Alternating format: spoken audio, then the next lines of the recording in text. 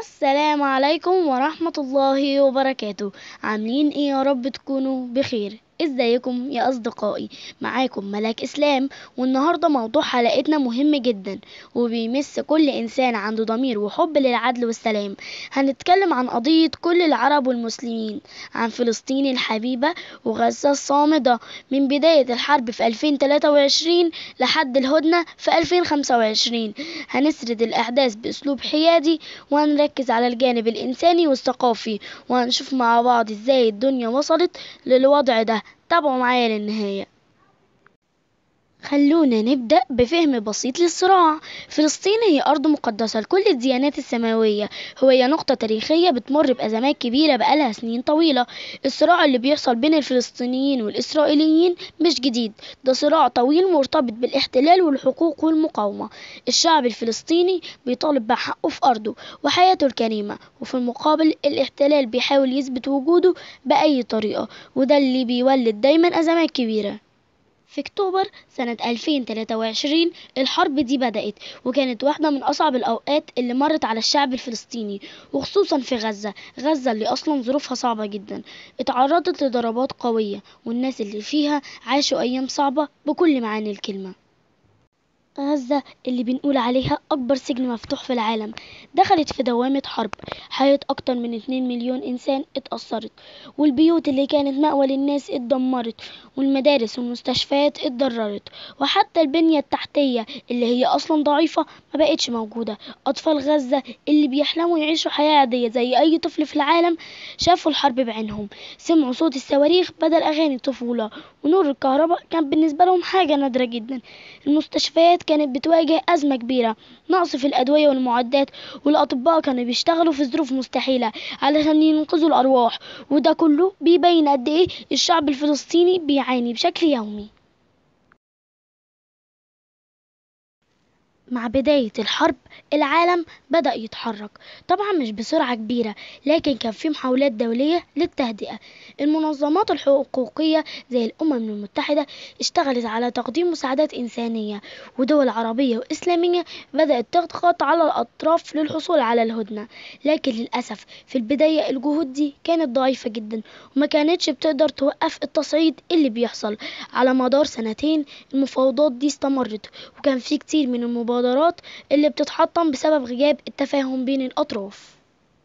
وأخيرا في يناير سنة 2025، وبعد مفاوضات طويلة جدا، تم الإعلان عن هدنة مؤقتة بين الطرفين. الهدنة دي كانت برقة أمل للشعب الفلسطيني خصوصا في غزة، واللي ركزت على 4 بنود رئيسية.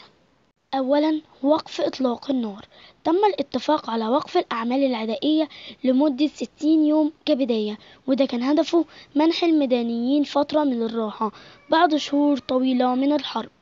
ثانيا تبادل الأسرى والرهائن، حماس أفرجت عن 33 رهينة إسرائيليا، بينهم نساء وأطفال ورجال أكبر من سن ال50. في المقابل إسرائيل أفرجت عن حوالي 2000 أسير فلسطيني، وده كان أغلبهم من النساء والأطفال.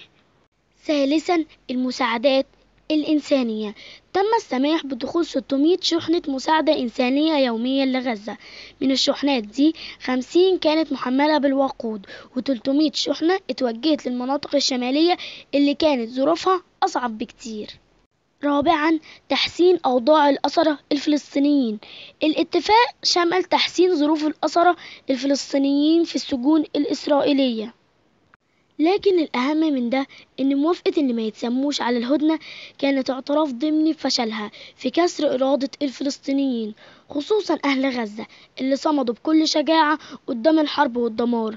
المقاومة كانت قوية جدا، وده كان واضح في إصرارهم على الدفاع عن أرضهم رغم كل الظروف الصعبة. أهل غزة ما سابوش أرضهم، فضلوا ثابتين بيتحدوا كل الحصار والعدوان.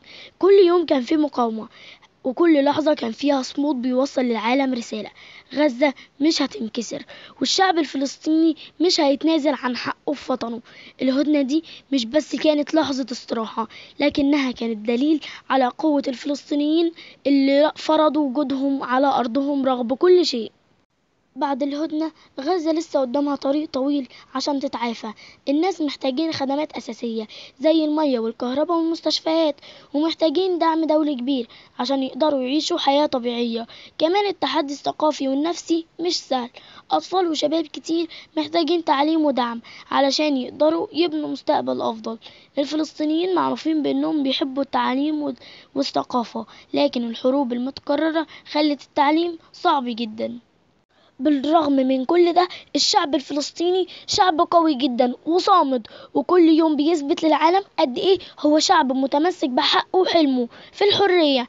الناس في غزة بيعيشوا بالأمل، وكل طفل بيرسم علم بلده هو رسالة واضحة للعالم كله: احنا هنا، واحنا هنفضل نحلم بوطن حر. وبكده نكون وصلنا لنهاية حلقتنا. الشعب الفلسطيني مش بس محتاج تضامننا، لكنه محتاج وعينا ودعمنا ليه بكل الطرق اللي نقدر عليها. لازم كل واحد فينا يعرف ان القضية الفلسطينية مش مجرد قضية سياسية، دي قضية إنسانية وأخلاقية بتمس كل واحد عنده قلب حي. ما تنسوش تشاركوا الحلقة دي مع كل اللي تعرفوهم عشان نوصل الرسالة ونعرف الناس كلها عن اللي بيحصل في غزة وفلسطين. ولو عجبتكم الحلقة ما تنسوش تعملوا لايك واشتراك وتفعلوا زر الجرس وتكتبوا لي رأيكم في الكومنتات. أشوفكم في الحلقة الجاية. وبس كده، كان معاكم ملك إسلام من قناة الحكاية بتقول إيه.